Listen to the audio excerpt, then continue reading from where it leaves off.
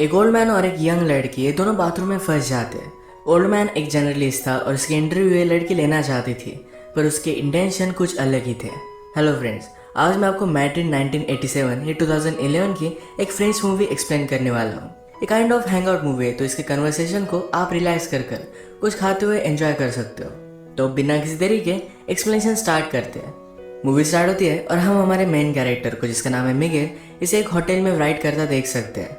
ये न्यूज़पेपर के लिए राइट करता है और ये बहुत ही फेमस राइटर है। आज उसे मिलने के लिए एक लड़की आई जो हमारी और एक मेन कैरेक्टर है, इसका नाम है एंजेला। एंजेला आज मिगेल का इंटरव्यू लेना चाहती थी, वो भी अच्छे से राइट करना चाहती है, एक अच्छी जर्नलिस्ट बनना चाहती है। मिगेल एंजेला को कुछ ऑर्डर वगैरह करने के लिए गया था। उसने बहुत पहले एक आदमी के बारे में आर्टिकल लिखा था, उसके बारे में वो बात कर रहा था। वो कहता है मैंने उसके बारे में आर्टिकल लिखा, पर इसके बाद ही उसकी डेथ हो गई थी, तो हमने वो पब्लिश नहीं किया। वो और उसका पब्लिशर ये बहुत ही क्लोज थे। एंजेला पूछती है कि ऑफिस में सबसे तुम क्लोज थे। मिगेल कहता है एक जगह पर अगर तुम 25 ईयर्स तक काम करो तो सिर्फ एक दूसरे को मारना ही बाकी रहता है। मिगेल है बहुत ही स्ट्रेट फॉरवर्ड, उसे जो चाहिए होता है इसके बारे में बोल देता है, इस टाइप का कैरेक्टर है। एंजेला ने कोका कोला ऑर्डर किया था, इसकी एक सिप उसने उससे मांग ली। मिगेल को डॉक्टर ने कोका कोला, टोबैको इस तरीके की चीजें खाने के लिए मना किया है, पर फिर भी वो मानता नहीं। वो एक ही टाइम पर स्मोकिंग भी करता है, कोका कोला भी पीता है और टोबैको भी खाता है। उसे लगता है कि अगर इस तरीके से उसकी डेथ हो जाए तो इसका ब्लेम ये सारी चीज़ों में इक्वली डिस्ट्रीब्यूट हो जाएगा। एंजेला ने अपनी राइटिंग मिगेल को दिखाने के लिए लाई हुई थी, जो मिगेल को इतनी ज़्यादा पसंद नहीं आती। वो कहता है तुम्हारा आर्टिकल बहुत ज़्यादा लॉन्ग है, अगर तुम्हें पब्लिश होना है तो ये ज़रा शॉर्ट होना चाहिए। एंजेला ने मिगेल की राइटिंग स्टाइल भी कॉपी की थी, तो कहता है तुम्हारी राइटिंग स्टाइल ज़रा यूनिक होनी चाहिए, तुम्हारे वर्ड्स लोगों को पिंच करने चाहिए, तभी आर्टिकल परफेक्ट बनता है। राइट कैसे करना है ये कोई भी सिखा नहीं सकता, ये अंदर से आना चाहिए। यही रीज़न था एंजेला ने अपने कॉलेज में राइटिंग के कोई भी लेसन लिए नहीं थे, क्योंकि ये सिखाया नहीं जा सकता। बात करते हुए मिगेल ने एंजेला को अपने पास बुला लिया था। मिगेल एंजेला को अपने कोट से चाबी निकालने के लिए कहता है। वो कहता है एक मेरे पेंटर फ्रेंड की है जो वीकेंड के लिए बाहर गया हुआ है, तुम्हें कॉल करने से पहले मैंने ये चाबी उससे ले ली थी। इसके बाद मैंने मेरा लक ट्राई किया। मिगेल एंजेला को अपने साथ वहाँ लेकर जाना चाहता था। वो उसे कहता है इंटरव्यू लेते वक्त हमारे बीच कोई भी डिस्ट्रैक्शन नहीं आना चाहिए। ये वहाँ पर पहुंचे, मिगेल एंजेला को टी वगैरह देता है। यहाँ पर अलग अलग पेंटिंग्स पड़ी हुई थी, तो मिगेल कहता है पेंटिंग ये आर्ट फॉर्म मुझे बहुत अच्छा लगता है। जब आप पेंटिंग करते हो उसके बाद भी कलर्स को स्मेल कर पाते हो, फिजिकली इसे एंजॉय कर पाते हो, पर राइटिंग का उस तरीके से कुछ भी नहीं है। एंजेला ने ग्लासेस लगाए थे तो उसने वो निकाल लिए, उसके बाद उसे किस कर लेता है। इसके बाद मिगेल ने कहा कि आजकल मुझे किसिंग में कोई भी इंटरेस्ट नहीं है, जैसा एज बढ़ता गया वैसे इंटरेस्ट चला जाता है। उसने फिर उसे कपड़े निकालने के लिए कहे। उसका मानना था कि एंजेला उससे कुछ सीखने वाली है, तो उसके बदले में उसे भी कुछ मिलना चाहिए। वो उसे क्लियरली बोल देता है कि मुझे जो चाहिए ये मैंने तुम्हें क्लियरली बता दिया है, इससे ज़्यादा तुम और कुछ भी एक्सपेक्ट नहीं कर सकती। इसका मतलब ये नहीं कि तुम टैलेंटेड नहीं हो, पर फिजिकली मैं तुमसे अट्रैक्टेड हूँ। आजकल मैं किसी भी लड़की को सीड्यूस नहीं कर पाता, जब यंग था तब की बात अलग थी। अगर आज एंजेला के साथ उसका कुछ हुआ तो इसके बारे में वो लिखने वाला है।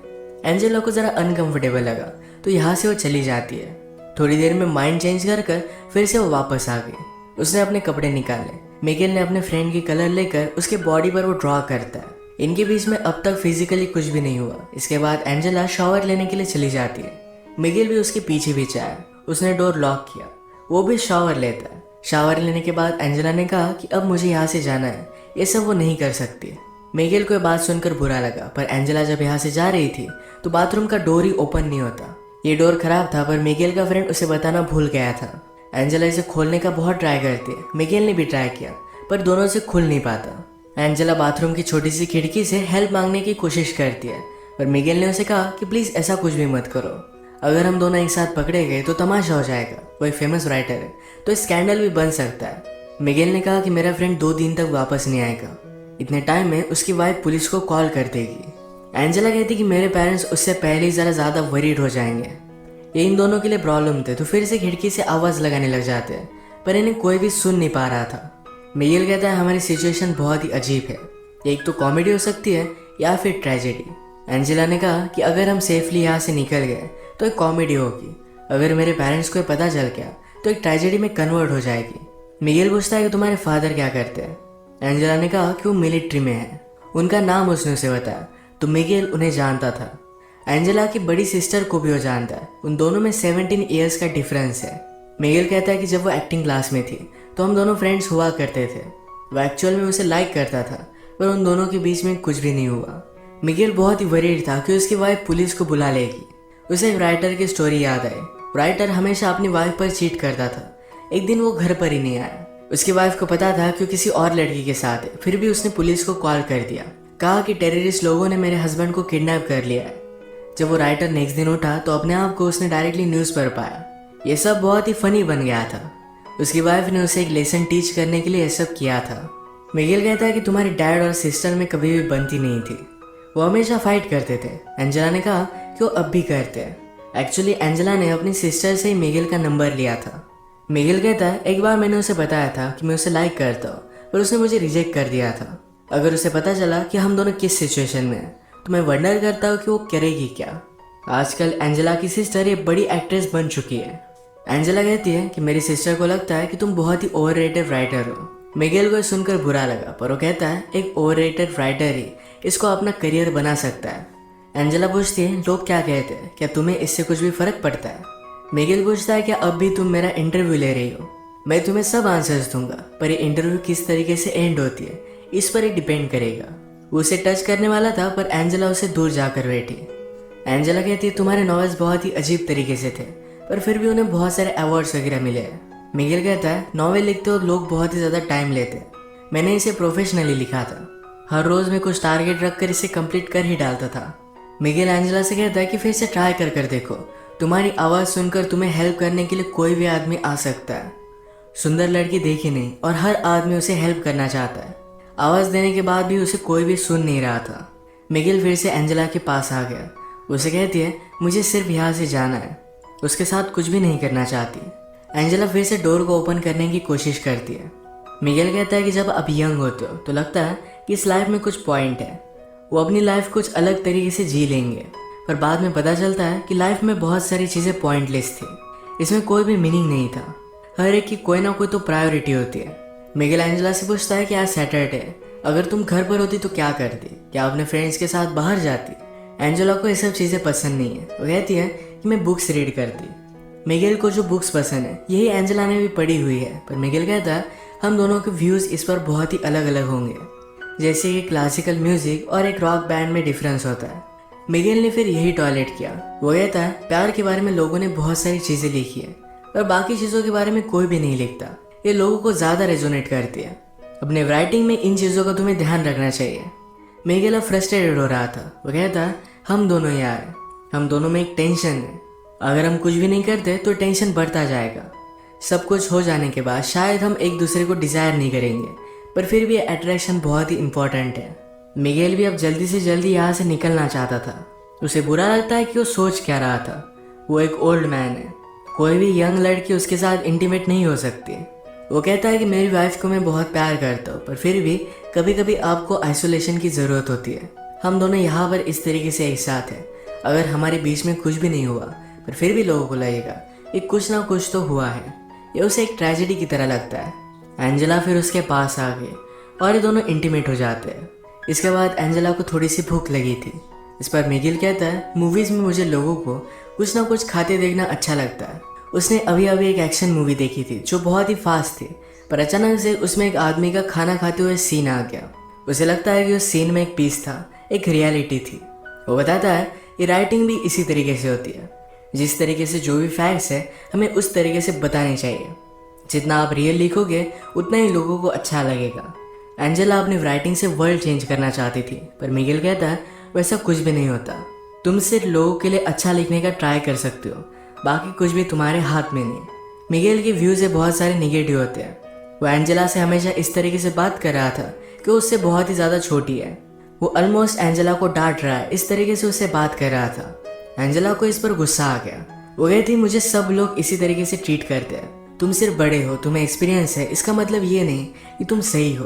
तुम्हें क्या लगता है यहाँ पर मेरा आना ये तुमने चूज़ किया था? मैं भी तुम्हें चूज़ कर सकती हूँ। शायद मुझे भी कुछ ना कुछ डिफरेंट चाहिए था, इसीलिए मैं यहाँ पर आई। एंजेला का गुस्सा शांत होने के बाद मिगेल कहता है किसी को आवाज़ लगा कर देखो, पर फिर भी कोई भी सुन नहीं पा रहा था। एंजेला कहती है कि जब मैं छोटी थी तो इस तरीके से प्रिटेंड करती थी कि मैं एक सेलिब्रिटी हूँ, मेरा इंटरव्यू चल रहा है और आईने के सामने हमेशा ऐसे देखती रहती थी। मिगेल कहता है लोग अपने आप को जैसे है इस तरीके से एक्सेप्ट नहीं कर पाते, इसलिए कुछ ना कुछ ज़्यादा पावरफुल बनने की कोशिश करते हैं। ये बात एंजेला ने भी रियलाइज़ की थी और इसके बाद उसने मिरर के सामने इस तरीके से प्रिटेंड करना छोड़ दिया। सब्जेक्ट को चेंज करने के लिए मिगेल कहता है क्या तुम्हें मूवी देखनी है। एंजेला पूछती कि हम कैसे देख सकते हैं। मिगेल ने फिर उसे स्टोरी बताना स्टार्ट किया। वो कहता है कि एक फैमिली थी, मदर, फादर और उनका एक बेटा था। एक दिन अचानक से बेटे ने अपने बेड से उठना बंद कर दिया। पहले तो पेरेंट्स को लगा था कि शायद स्कूल नहीं जाना चाहता, तो उसने साइकोलॉजिस्ट से उसकी बात करवाई, पर फिर भी बेटा मानने नहीं वाला था। साइकोलॉजिस्ट ने पेरेंट्स से कहा कि इस तरीके से आप प्रिटेंड कीजिए कि सब कुछ चीज़ें बहुत ही नॉर्मल है। बहुत दिन बीतते गए पर फिर भी वो अपने बेड से उठा ही नहीं। फादर और मदर ने फिर डिसाइड किया कि हम इसे लेकर कहीं वैकेशन पर जाएंगे। ये अलग अलग प्लेसेस पर घूमे। घूमते घूमते एक जगह पर मेला चल रहा था। इस मेले में अपने बेटे को बेड पर ही लेकर गए। वहाँ पर एक लड़की से उसने बात की। वो लड़की भी उसके प्यार में पड़ गई। उनका बेटा फिर भी बेड से उठा ही नहीं। उस लड़की को बहुत बुरा लगा और वो भी फिर बेड में ही रहने लग गई। ये बात देखकर सारे विलेज वालों को लगा कि शायद ये बीमारी कंटेजियस हो सकती है। उन्हें यहाँ से बाहर निकाल दिया गया और भी थोड़े दिन बीत गए। एक रात आई जो बहुत ही ब्यूटीफुल थी। मदर और फादर एक दूसरे की कंपनी एंजॉय कर रहे थे। वो दोनों जंगल में गए और एक दूसरे के साथ इंटीमेट हो गए। जब वो वापस आए तो उनका बेटा बेड से उठकर कहीं चला गया था। उन दोनों ने अपने बेटे को ढूंढने की बहुत कोशिश की पर उन्हें वो कहीं भी नहीं मिला। एंजेला पूछती है क्या इस स्टोरी की एंडिंग सैड है, मुझे तुम्हें क्यों सुना रहे हो। मिगेल उसे बताता है कि मदर ने अपने बेटे को ढूंढने की बहुत कोशिश की थी, उसे मिला नहीं, पर इस बात से वो खुश थी। उसका बेटा इस तरीके से रह रहा था, इस बात से वो तंग आ चुकी थी। उसे जो फीलिंग्स आ रही थी इस वजह से उसे गिल्टी लग रहा था। स्टोरी की तरह ही हमने आज जो भी किया ये गलत था। हमें इसके बारे में गिल्टी तो लगेगा ही, पर ये अब हो चुका है। इसके बारे में ज़्यादा सोचना सही नहीं। इसके बाद अगर हम फिर से कभी मिले तो तुम मुझे इग्नोर कर दोगी। तुम्हें गिल्टी तो लगेगा पर यही करना सही होगा। इसके बाद थोड़ी देर में मिगेल को किसी का आवाज़ आया।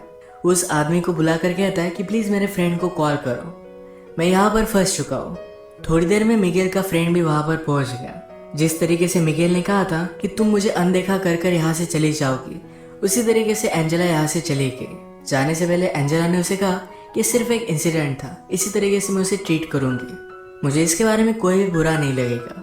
ये सिर्फ उसके लिए एक एक्सपीरियंस था। इसी के साथ ये मूवी एंड हो जाती है। अगर हम इस तरीके की हैंग आउट मूवीज़ देखें तो इसमें सिर्फ कैरेक्टर को और भी ज़्यादा जान देना, उनके साथ कन्वर्सेशन एंजॉय करना, यही सिर्फ एक पॉइंट होता है। तो इसी टाइप की आज की हमारी मूवी थी। अगर आपको एक्सप्लेनेशन अच्छा लगा तो प्लीज़ इसे लाइक और कमेंट ज़रूर कर दीजिएगा। मैं बहुत सारी मूवीज़ लेकर आता रहता हूँ, तो प्लीज़ इस चैनल को सब्सक्राइब कर दीजिए और बेल नोटिफिकेशन आइकन दबाना मत भूलिएगा। हम फिर से मिलेंगे और एक नई मूवी के साथ। तब तक के लिए थैंक यू और आप अपने आप का ख्याल रखिए।